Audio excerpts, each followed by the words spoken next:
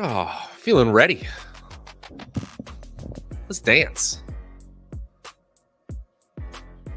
People in chat, ready to go? We are live. What's going on, everyone? Welcome to the Stochastic Fantasy Football Channel. I'm your host, Matt Savoca. Am I muted? No, you're good. I can hear you. You messed up my flow. What's up, guys? My name is Matt Savoca. We're here with Nick Lepri. We're talking running backs. Running back has been like a smooth sail in 2022. Absolutely so many options to choose from.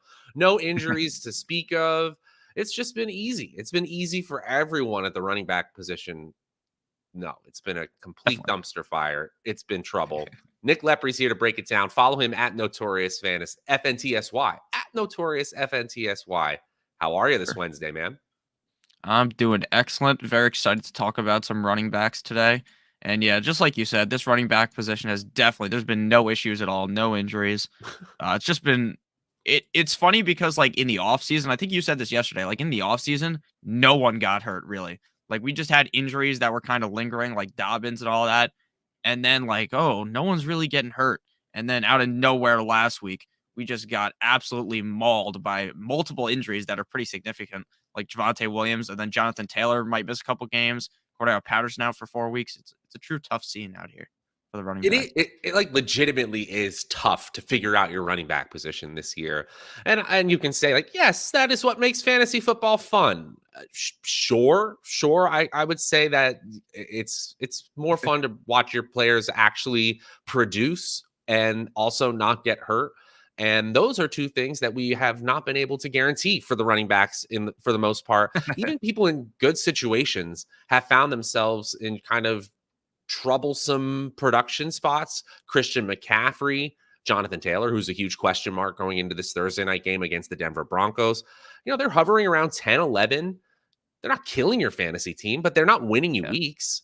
Najee Harris is even a tier below that. Again, it's all floor, no ceiling. Unless you have Nick Chubb, had Cordero Patterson, again, IR now, or, you know, got a couple of good weeks here or there, like Miles Sanders in week 4, you're really not feeling that great. Is there anybody, when you're starting to look at your rest of season rankings, spoiler alert, they'll be here soon on the Stochastic Fantasy Football channel, that you're like, okay, it hasn't gone perfect so far, but we've seen enough from him where he's a top tier running back rest of season? Yeah, there's really only a couple of guys that I'm like James Robinson. To me, I'm pretty confident in. Now I understand that some people I've read, they're talking about how like, oh, James Robinson's kind of like the veteran because now ETN is kind of like his rookie year, so they're gonna keep working him in more. Honestly, I just don't really see that happening. Like I don't really see ETN ever taking over from James Robinson, so I'm pretty confident with James Robinson. Then another guy is Damien Pierce. Now I'm not comfortable saying that he's like a top 10 running back every week, but I do think that when you play him, assuming that he's able to stay healthy, even with the Houston Texans team being the worst team in the NFL right now, I think that Damien Pierce is going to continue to put up numbers and isn't necessarily the most risky player every single week. Wild. I mean, I'm happy to see it. You've been banging the drum. I literally think since the moment he was drafted for Damien Pierce. So props to you as you fix your green screen. And we can put tier 1 on the board as well as we get into things. Sure. And I think we should also start with a trade question. Juan Moreno just chilling casually in the chat about an hour and a half before we get started. We appreciate you all hanging out on this fine Wednesday. Hope you're still here, Juan, because we are going to answer this question now. Should I trade Pitts, Pierce, and Sutton for Mark Andrews, DJ Moore, Connor, and Romeo Dobbs? I actually think I want the Andrews, Moore, Connor, Romeo side, and it's by a hair. I don't feel good about it, but getting that kind of certainty with Mark Andrews at the tight end position and the known upside with DJ Moore, I mean, I honestly think Sam Darnold might start by the time he comes back into the fold. And James Conner getting healthier as well. I actually like that side a little bit better.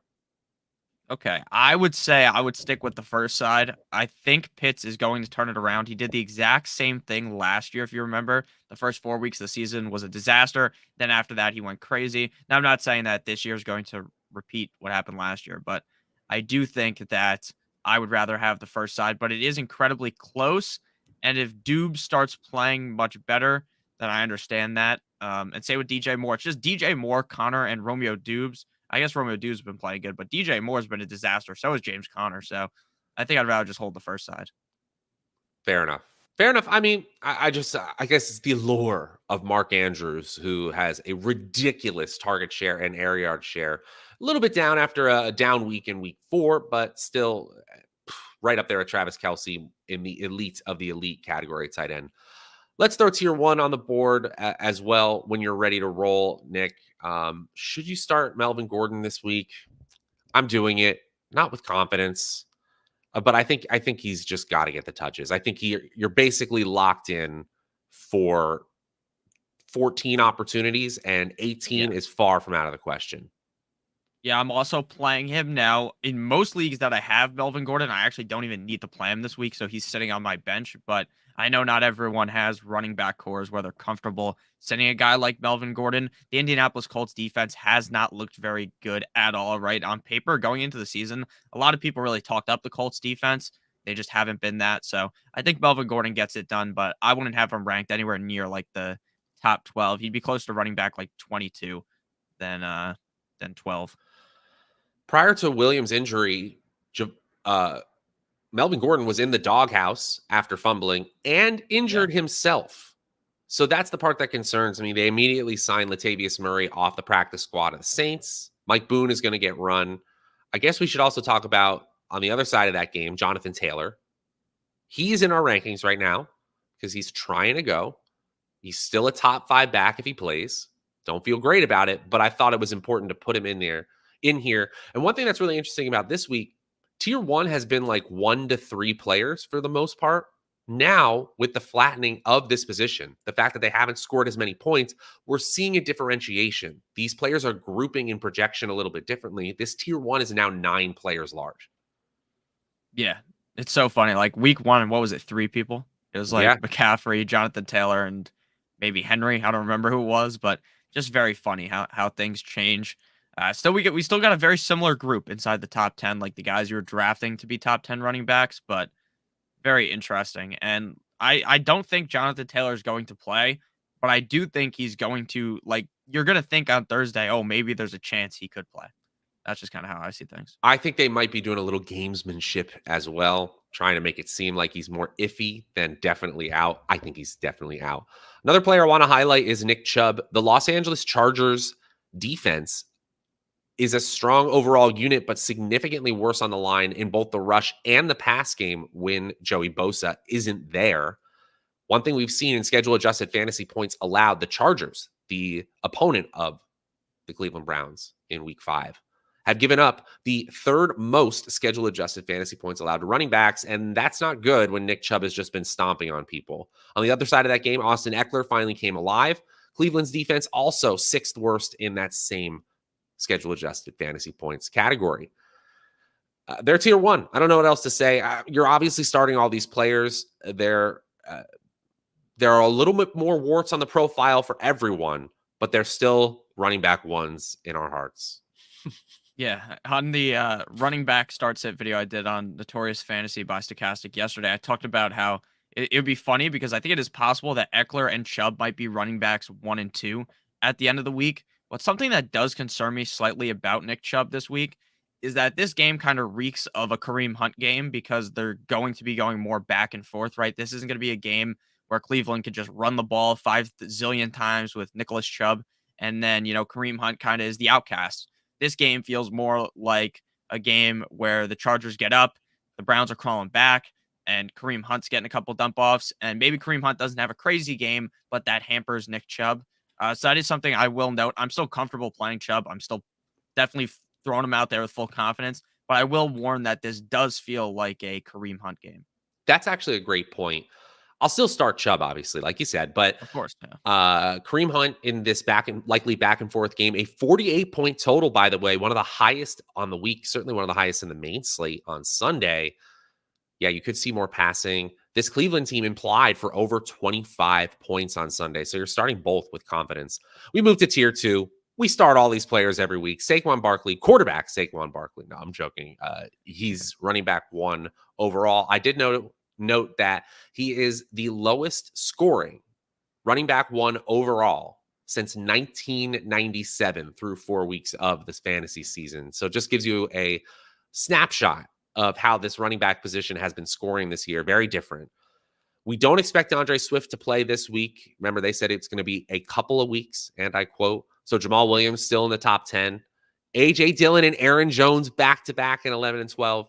And then a pretty solid core from 13 to 19. Talk about who you want to highlight here. We also see Melvin Gordon there at 18. Yeah, I want to talk about my guy, Josh Jacobs. I actually shouldn't call him my guy because I kind of faded him this year, but I did talk about him a decent amount when we were doing best ball stuff. I drafted him a decent amount, but I do think that Josh Jacobs is now in the situation where he actually can succeed. I worried a lot in the offseason, and why I didn't draft him in like the 4th or 5th round was because of the fact that I thought, oh my God, they have Zamir White, this stooge. Josh McDaniels is going to make them run a running back by committee. But if Josh Jacobs puts up that many yards, can you really go back to a committee? Like, I don't think so. I also thought in the offseason they would just run Josh Jacobs into the dirt. They didn't accept his 5th-year option. So I was like, okay, they're just going to run him into the dirt and get him out of there. They didn't do that for the first couple of weeks. Josh Jacobs was getting touches. It was like, oh my God, will he ever crack the top 10? And it was so funny on the Sunday live stream that I do. I was talking to the chat as a whole. I was like making my DFS lineups, crunching them up. And I was like, I play Josh Jacobs every single week. He has not done anything, but I will never quit this guy. I'm going to play him yet again. And then bam, I throw him in there and he goes crazy. So I think Ron pointed that out the other day. He was like, that was so funny. Like, we're talking. I think he texted me. He was like, you were talking for like 10 minutes about if you want to play Josh Jacobs or not. And I ultimately did. So very exciting for him. And the other guys I want to talk about, not to go on like a diatribe here, but A.J. Dillon and Aaron Jones. You go on a diatribe. You do your thing. Okay, but A.J. Dillon and Aaron Jones, this situation pisses me off because I think Aaron Jones is the better running back, but they continue to use A.J. Dillon, and it seems like I thought this situation was always going to be, okay, either Dillon has the big game or Jones has the big game, but it turns out they can both just have mid games together, or they both don't show up sometimes. So it's very confusing. I would have Aaron Jones ranked ahead of Dillon. I think Aaron Jones is the better running back as a whole, the more complete running back. But would it surprise me if Dillon outscored Jones? Of course not. But I would have Jones ranked around where he's ranked right now. And I think I would have Dillon like 8 spots back. But I get the rankings. So this is fascinating. If you just isolate Aaron Jones and A.J. Dillon, their percentage of the team's opportunities, they had 59% of the team's opportunities, that's targets and rushes in week 4. They had 52 in week 3. They had 54 in week 2. They had 55 in week 1. They averaged 55 as well. This is a ridiculous amount of Aaron Rodgers-led opportunity. But because they're running backs, it's leading to significantly lower explosiveness from that same team. So I do think they're fine plays. I do think that this is a matchup that you're not scared about against the New York Giants team where they're favored by 7. I don't think you're seeing 25-point games unless, unfortunately, one of them gets hurt. Not something we're rooting for. Your boy Damien Pierce at 19 gets the nod. Houston, always going to be an underdog. I believe they are touchdown favorites, 7.5 underdogs to the Jaguars, who their defense is legit. They've actually been really good against running backs this year. You still starting him with confidence? Of course, because he's just going to get the touches, right? Like, the Jaguars are a good defense. Like, I laughed because it's funny that the Jaguars are 7-point favorites against the Texans, right? Normally, you'd expect that to be like the battle of the basement, like 2.5-point favorites for either of the teams. But now the Jaguars look legitimate. I don't think Damien Pierce is going to go absolutely insane, but I do think he's going to get enough touches to where you definitely want to start him. And if he breaks one loose, like we saw last week, like he broke one loose, ran like I don't even know how far he ran. I tweeted out like 50 times. I tweeted a goat emoji. I was like, that's him. All those memes that people say. Like, good job, Damien Pierce. So I believe in him this week, but not as confident as I would be if it was a better, if it was a better matchup, I'd be much more confident is what I'm trying to say. I hear you. Let's do some rapid fire here because I realize we haven't gotten to your questions, guys. You guys are hanging out. Let's just go real fast so we get to all these. Ron asks, trying to decide if I want to start J-Rob or Breece Hall at running back 2. I'm going J-Rob by a hair. If you want to say Breece Hall, I'm fine with it. Yeah, I would say James Robinson. The reason why I would play James Robinson is because look, the guy can fail you once, but I don't think that's going to happen again. Like, do you think Jamal Agnew is going to score 2 touchdowns again? Probably not. I do think this game, the Houston Texans defense is not very good. Like James Robinson could legitimately score 30 points, and it It's wouldn't called surprise me. rapid fire. Oh, sorry. Breece Hall is good too, but I'm going James Robinson. Sorry. Yeah. Miso, what's up, man? Happy you're back with us. Won by 0.08. That's awesome, man. You got a good trade offer here that I want to break down. Najee and Curtis Samuel for Mixon. Yes, sir. Taking that RB1. And also, you still have Terry McLaurin, who has that 1B to Curtis Samuel's 1A role in Washington. You don't need Curtis Samuel, in my opinion, to win you a fantasy league. A running back one opportunity value like Mixon is hard to get. Yeah, I would do that trade. I'm not going on some diatribe here, but I am somewhat concerned about the fact that Cincinnati hands the ball off to Mixon and he gets like 2 yards a carry. That was very concerning against the Dolphins, but he had a meeting with the O line, so maybe things will change. Yeah, they just had to talk about it. Just talk it out because football is just kind of a game where you talk about things, right? Definitely, that's what It's it about is. communication. Rise above everything, anything. Ask, what's up, fellas? Breece Hall, Dobbs, Robert Woods, Michael Thomas at the flex. I'm going Breece Hall, then Michael Thomas. I do Oof. like I Woods this would week. I would go. It's just one, right? Yeah, I think it's just one. Yeah, I'm playing Michael Thomas, but if he doesn't go, it's Brees Hall. I think I like the healthier Breece, who continues to get targets with Zach Wilson. CMC, James Robinson, or Damien Pierce this week. You got to go CMC. You got to go CMC. Yeah, you simply can't sit that guy. Even if he struggled, he's looking good. Real quick, to go on another diatribe, I saw someone tweet on Twitter. You know, I don't want to say his name. He's one of the fantasy doctors. He's like, if you take away Christian McCaffrey's receptions, he's actually not doing that good. Who fucking cares? Why are you taking away his receptions? It's part of the game. What? Yeah, Okay, it was. cool. People were If you take dragging him. away the good plays, the player doesn't look good. Yeah, if you take Whoa. away Cooper Kupp's receptions, he actually gets 0 fantasy points. Trade Michael Thomas, George Kittle, and Rashad Penny for Pittman, Freiermuth, and Rashad White. You're giving Yeah, away a little too much. yeah, no. Freiermuth and Pittman are good players, and Freiermuth, the big thing is we don't know how well Freiermuth is going to be used with Pickett compared to how he was used with Trubisky, right? So you're getting a lot of uncertainty for more certainty right now. Is that how Yeah, you feel? I agree. I mean, Kittle, I'm kind of worried about him, but I don't think I would do that trade because even now, Penny, I feel a little bit more comfortable with after seeing that what he could do. Yeah, at least we saw the ceiling performance. That's a good point. Olave or Pittman this week? Oof, I think I would go Pittman. I am a little bit worried about the Surtain matchup, but I think I'm still going to have to roll Pittman because we also don't know if Jameis is going to play. And I don't know how much I want to roll Olave again if Michael Thomas returns with fucking Andy Dalton. And a So yeah, we Kamara don't back. have Michael Thomas in our current set of rankings. So that's influencing this. If Michael Thomas sits, we have Olave as a top 35 player ahead of Pittman. If Thomas plays, we have Pittman as the better one. So you're going to have to do your own tea leaf reading on that one. I think Pittman is probably the safer play. Question Agreed. mark? Okay. Oh, Ron, I still have hope for Keenan Allen. I So do still I. have hope. That's my rapid fire. Good morning, Max and Bob. Okay, we can hit tier 3 as well as we answer these questions. Thanks again for hanging out today, guys. Make sure to like the channel, subscribe to the channel. You like a video, you subscribe to the channel, you do things, you hit notification bells. You guys are here on YouTube, so you know what you're doing already. But we appreciate you guys being here. Helps us out when you do like the video. And if we ever accidentally scroll past your question, please leave us a comment below. We will do our very, very best to get to them. It's nothing personal. Just trying to fly by here and get things done quickly here in our short amount of time on the air. This is the part of the running back tier 20 through 28 where in previous seasons I'm like, all right, I'm gung-ho, I'm good to go.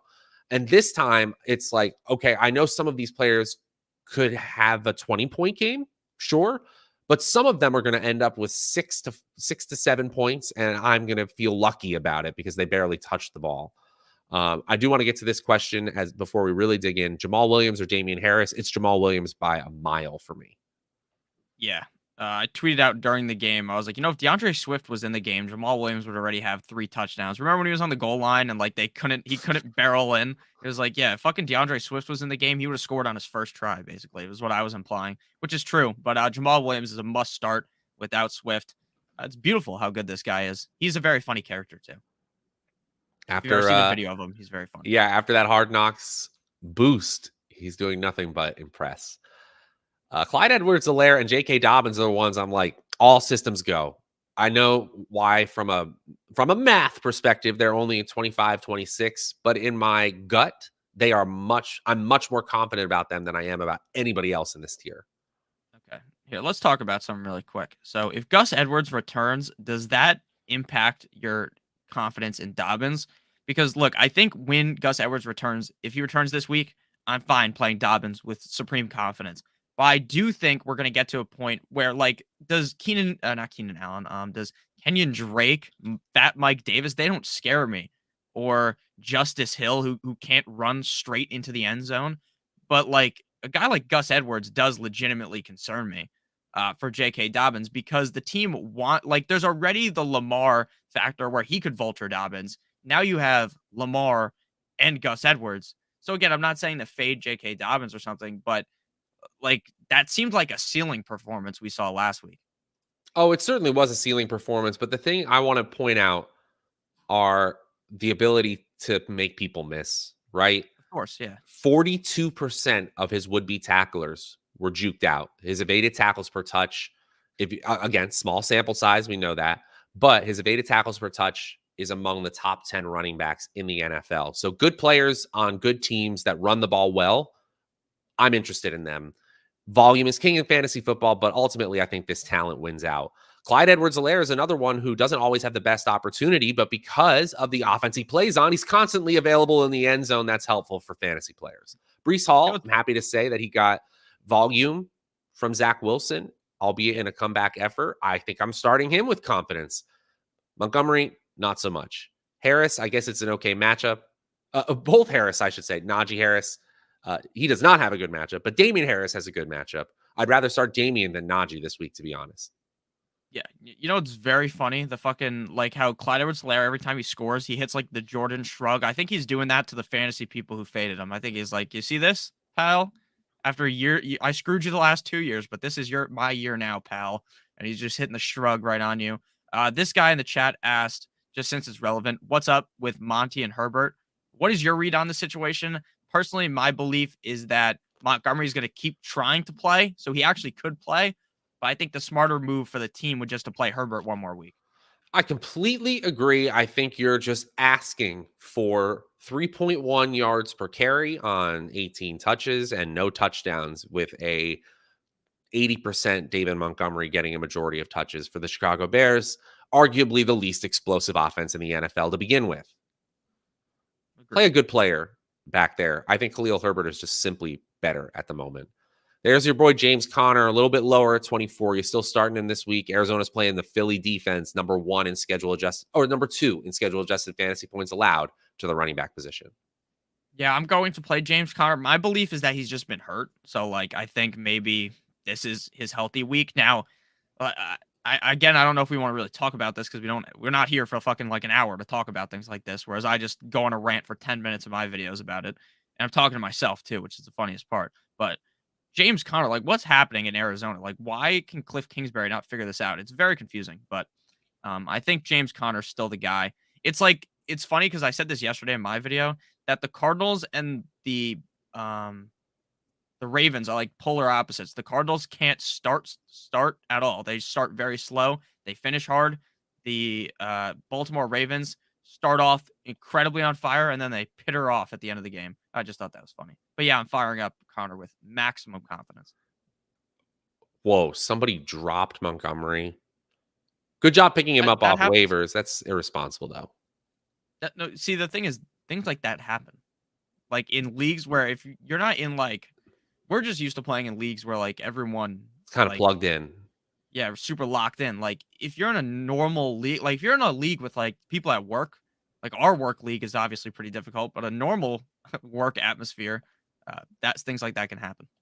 let's just bask in it for another second. We brought it up yesterday, but it might not be as pretty by the end of the year. You're sitting there number 1, 4-0, sitting there What number one? 2, 3-1, leading the league in points. It's how it should be at Stochastic Fantasy Football. At least we got to like set a little bit of an example while we're basically just goofing off the rest of the time. All right, we got some questions I want to get to. This was a really interesting tier to break down, so I'm glad we got to this point because I wanted to spend some time here. Max, what's up, man? Good to see you back. Full PPR, 2 flex spots. Najee Eckler at the running back. We're picking 2 of this situation. Hollywood, Ayuk, Bateman. And, should you throw Kareem in the flex and bench or replace Najee? So let's just break this down, like these 5 players and the order you would be starting them, and that can help him figure it out. You're starting Eckler. You're starting Hollywood, even though it's a tough matchup against LA.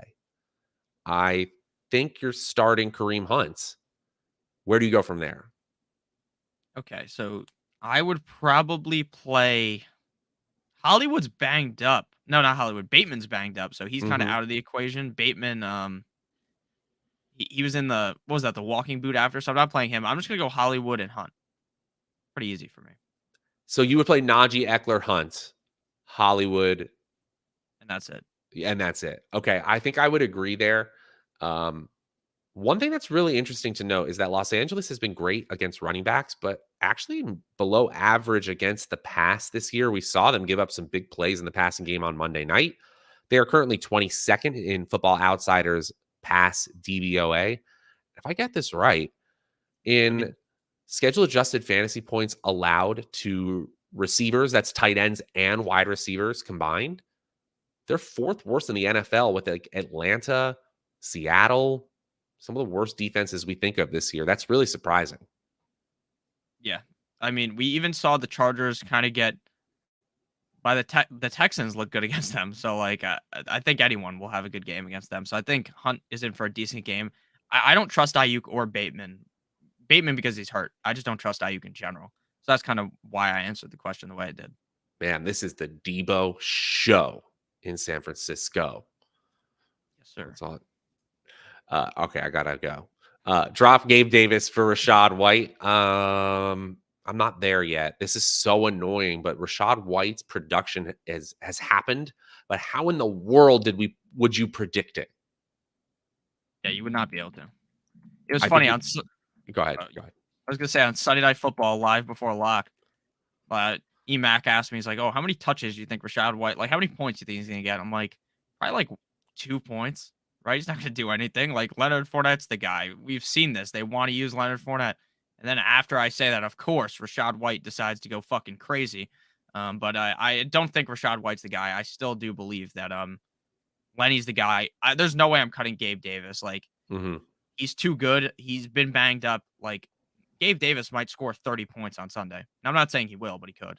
He has that ceiling potential. And honestly, this is a situation where I think we should talk about our sponsor real quick, not because we're obligated to, which we are, but because we want to say that this is a situation where Rashad White was a great best ball pick for obvious reasons.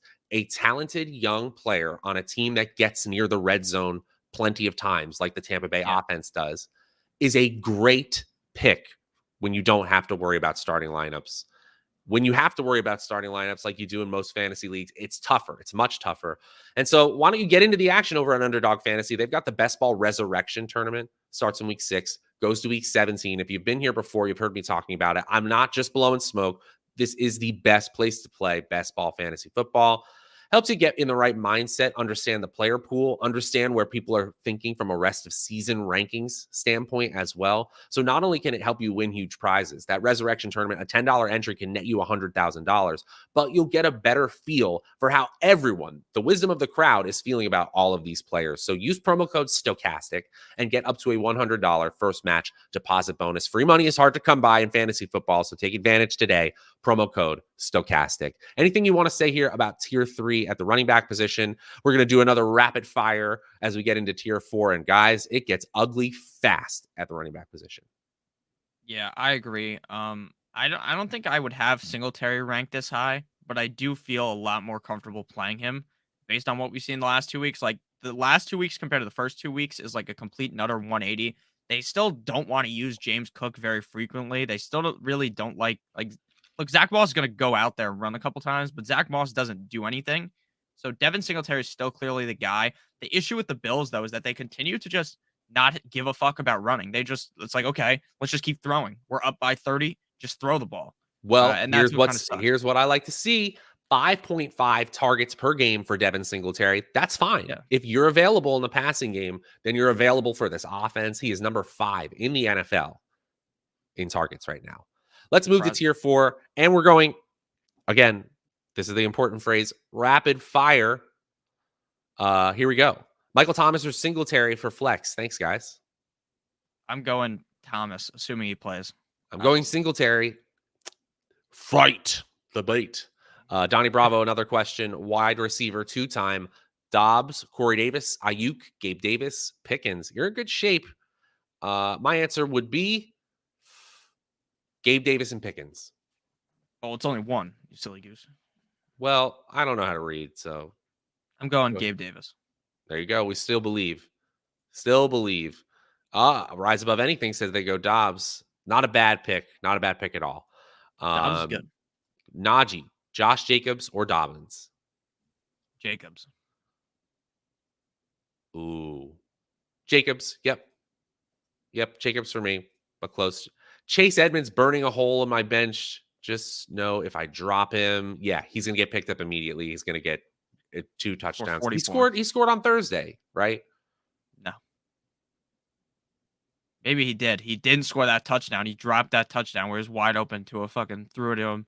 I was watching that game while I was driving to my friend's house. So I had it like, you know, those little things you can put your car in where like you put the GPS up. I like tilted it sideways. I was watching the game while driving. It was kind of dangerous, but I got really angry. Almost drove into a tree when Chase Evans dropped that. Really safe driving habits being displayed here by the Stochastic Fantasy Football channel. That was actually I do not condone any of that, young sir. It was a joke. That never happened. Good. So this is about a left kidney. This is what I would give on the waiver wire for this player. What percentage of your remaining fab budget would you give for DeAndre Swift if he were dropped? Yeah, I don't think he is in a league where there's fab because he says he's last waiver wire place. But I would drop everything to get him. Would you really do 100%? Would you do 99? Like, give the people a percentage, just because who knows? A hypothetical could occur like this. 100%. Who else could you ever pick up that is as valuable as Swift? No one. So yeah, 100. Unless someone dropped McCaffrey, but that's not going to happen. So 100%. But then again, someone should not have dropped Swift. People are crazy, you know. When there's no like deep bench, people just panic. Like I'm holding Dak still on my team. He's just chilling on the bench. So yeah, I would drop everything to get Swift. He's amazing. I mean, literally running back 1 overall upside when he plays. Wow. Yeah.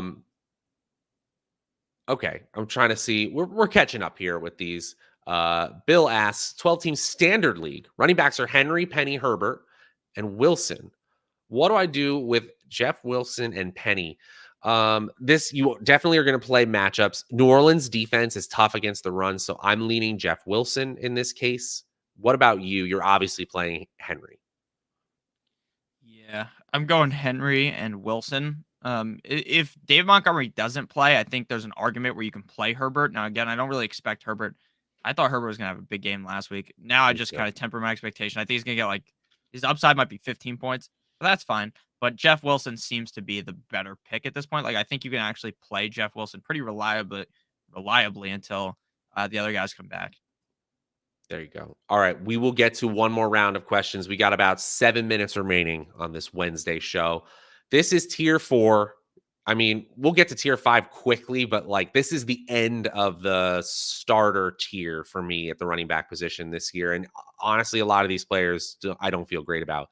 Ezekiel Elliott has a tough matchup against the Los Angeles Rams defense that has been stout against running backs. Antonio Gibson, man, just lower snap share every single week of the season, averaging 3 yards per carry. Totally done with him. Tyler Algier, likely the starter in Atlanta, but got out-touched at the goal line by Caleb Huntley, 3-0, ran more routes, had more snaps, but still question marks galore. After Kareem Hunt and Penny, Everyone else here, I'm like, do I really want to start any of these dudes? No. Brian Robinson was activated literally while we were streaming. Antonio Gibson's season is over. I hope you got whoever for him before it was too late. Someone that I keep getting questions about is Cam Akers. I don't want to play Cam Akers. I don't want to play anyone on the Rams except for Cup. I don't know what's happening with the Rams. Stafford looks bad. Cam Akers looks okay. Darrell Henderson looks okay, but like it doesn't seem like either of them are clearly the guy. So that really worries me to the point where I just don't want anything to do with any of them. If I had to start one gun to the head, I'd go Akers, but it's not by a significant amount. I might end up dying there with the gun to the head if Henderson outscores him. Because I think Akers is better, but like again by like an inch. And they're just like not a good offense right now, too. Outside of Stafford to Cup, nothing else really matters. Like Akers, 8 carries, 1 target, 13 total yards. That's disgusting. That was his actual week 4 stat line. That's disgusting. Chase Edmonds at least scored. Michael Carter's a running back 2 on his own team. Yikes, guys. The running backs this year are very shallow. I mean, every year it's kind of shallow, right? But this year it's like even the top end is like, should have drafted Cooper Kupp or something in the first round is what it's feeling like. Switch to auction format. Spend all your money on the top guys. Don't worry about this spot of the running back tiers. Is my advice to all of you out there. I guess we can throw tier 5 on the screen, but I want to spend a good few minutes because we got some questions in here. Again, we can't thank you guys enough for hanging out. We got a couple dozen people. Hey, we got 80 people. Hit that like button. Subscribe to the channel as well. We really appreciate you guys hanging out. Means a whole lot to Nick and myself. And we are going to get to some more questions here right now. Alex M. Trade Najee and Kamara for Deontay Johnson. I'm sure it hurts to think about trading Najee for Kamara and Deontay Johnson. So you might just seeing your Saints logo might have a little implicit bias here. Good to be asking some questions. I think I'm doing that. I think I want the Kamara Deontay side. Yeah, I don't even know why someone would offer that, to be honest with you. Like, why would you trade Najee? Like, why would they want to lose Kamara and Deontay? Well, because Kamara's been burning a hole getting those zeros, and Deontay Johnson has uncertainty related to Kenny Pickett started. I see why people want the floor of Najee Harris. I don't think you need that in order to win. Thank you, Ron. Let's go. We're doing Devin Singletary. We're doing this. It's happening. Rest of season. Hans asked, pick 2. Najee, Jacobs, Dobbins, non-PPR. Unfortunately is right. You understand it, but I'm going Jacobs just because of the pure volume. And then I'm going Najee, and I'm not feeling great about benching Dobbins. Yeah, I'm playing Jacobs and Najee as well. Not really because I hate Dobbins, but because I just like Najee slightly more. I think Najee might start clicking a little better with Pickett. And we just got a super chat as well. So I'll throw that on the screen. Yeah. Thank you, Jake. Appreciate you, man. Appreciate you all, but appreciate you especially with the super chat, Jake. You start Ramondre Stevenson, DJ Moore, or Rashad Bateman. As we said, Bateman is banged up, so it's really down to DJ Moore or Ramondre Stevenson. The Patriots have a high implied team total, and they want to run the crap out of the ball. I think this is a good week to start Ramondre. I agree. DJ Moore, look, he actually looked better last week, but it's not his fault why he's playing bad. It's the quarterback. I'm going Ramondre 100%. Damien Harris might out-touch him, but they're both getting the ball. They're both going to try to run a lot. I mean, they might not even play fucking Mac Jones might miss. It might be Zappy again. It's Zappy season. So let's go with Ramondre. Whoever the quarterback is, what the Patriots want to do is have the back of that quarterback turn towards the defense as he hands the ball off to a running back. Exactly. We just got a few more minutes in here, and I'll look at all these questions flying in. See a lot of familiar faces, and thank you. Yeah, we're throwing the whole tier board onto the screen. Again, these are based off the first run of the Stokastic.com projections, the same projections that power up our DFS tools that you can use to win, yes, literally millions of dollars. That's what's happening over on the Stokastic DFS side of things. That's what we're known for first and foremost about, but we're happy to be bringing all that good knowledge over to the fantasy streets with the Stokastic Fantasy channel and, of course, Notorious Fantasy by Stokastic. Is there anybody in tier 5 or 6 you want to even talk about here? And I'm going to go through these and pick out some highlights for our final 3 minutes of the show. Yeah, so I guess Rashad White technically would be the most interesting aside from Naheem Hines. Now, obviously, Naheem Hines is going to be the guy, not the guy, but a guy in the offense with Philip Lindsay. I think Naheem Hines is interesting in deeper leagues, but it's hard to pivot to the backup running back in a system where the starting running back has been asked and he is one of the best running backs in the NFL. That's just kind of how I feel about things. Gosh, I don't feel good about it. Hines is going to also, even if Taylor doesn't play, Hines is going to split time with Deion Jackson. I think this is a great way to have two players split about 11 fantasy points. That doesn't Yeah, sound that's super fun. not good. This is a cool question. Bond, thanks for the compliment. Great show. Would you rather have Ken Walker or Rashad White on your rest of season roster? I think Rashad White, like I always said this in the offseason, like I don't think that Penny's job is gonna be lost to Walker unless he gets hurt, knock on wood. I think that's pretty clear right now. Penny's the guy. I still think Lenny's the guy, but I think there's a chance that they do look to kind of mitigate how much Lenny's touching the ball. And you could start White in a good matchup for him, whereas I don't think you're ever starting Kenneth Walker. You're never able to predict injuries, but if you're just comparing running back twos, you want the one that, if given the shot, especially with these two where they would be bell cows if they were given the shot, you want the one on the team that would score more touchdowns. So that's the tiebreaker for me, Rashad White. It's a your boy Paulie. It sounds like he talked to you about this trade. Waddle got offered Waddle and Kelsey for Tyreek and Pitts. I'm doing this trade, especially for the certainty at the tight end position that you're gaining with Kelsey. Waddle's still a great player, even with the uncertainty of Tua. Tyreek is the 1A, it looks like, with Teddy Bridgewater, but I am not concerned about Jalen Waddle completely falling off a cliff either. This is a fair trade, but I want the Waddle Kelsey side. How about you?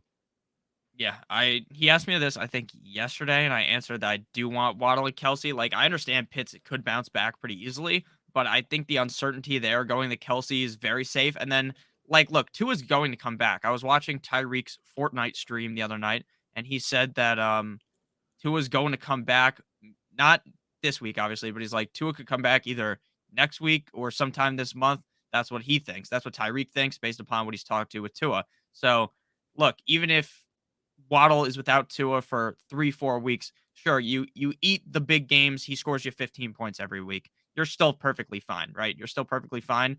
And I think that with a full week of Teddy Two Gloves being the guy, we're going to see a lot more comfortability, as if that's a real word, but you get what I'm saying. Like, I think he's going to be more comfortable and being able to throw to Waddle more. Like, he was just feeding Tyreek, which I think will be the case, but Waddle's going to get more going forward. So I would be very excited to accept yes on that trade, even though now that you trade Pitts away, he's going to go crazy, but I'm still doing it. That's just the way the cookie crumbles sometimes. Oh, man. Now, there's so many good questions pouring in now.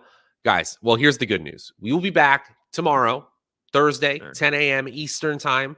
We do the wide receiver rankings, but of course, we answer all of your questions about every position. We will have your start sit help for the Thursday night game if you've got any big decisions there. And I just want to mention here, Baby Santa, the tiers are important to break down. This is why we break them into tiers, because truthfully, Alvin Kamara and Saquon Barkley in our projections are within decimal points of each other. And we're basing this on Alvin Kamara's past production when healthy. There's no difference in their projection. That's why we have them in their same tier in terms of range of outcomes, ceiling, floor, median. They're so similar that we group them together. Obviously, in our guts right now, we have Saquon a little bit higher. That's okay. We like to bring in the math for you as well. This was a lot of fun, Nick. Let the people know what you're up to the next few days, where they can find you, all that good stuff. Yeah, you can find me on Twitter. It's been on the screen the whole time, at Notorious FNTSY. You can find me over on YouTube, Notorious Fantasy by Stochastic. Tomorrow is I always forget what day it is. I'm a fucking idiot, I guess. Today's Wednesday, so tomorrow's Thursday. Thursday Night Football live tomorrow, 7 p.m. Eastern Standard Time on this channel that you're watching on right now. So subscribe, like, live on Notorious Fantasy as well. There's a bunch of videos every single day that you guys should check out. And we will also be live tomorrow right here as per normal at 10 a.m. Eastern Standard Time. Savoca will be gone on Friday, so it's going to be me and Andy. But make sure you check that out as well. We're going to have a great time. Oh, what a disaster that's going to be. You guys are going to start flinging feces at the wall. No, you guys are going to be great. I'm very excited to tune in and watch that one. Again, thank you guys so much for hanging out. Check out our sponsor, Underdog Fantasy. Make sure to like the video, subscribe to the channel, hit the notification bell. You guys know all the things to do on YouTube. You're already on YouTube watching. We appreciate you guys so much. Follow him at Notorious FNTSY. My name is Matt Savoca at Draftaholic. For Nick, I'm Matt. We'll see you guys later.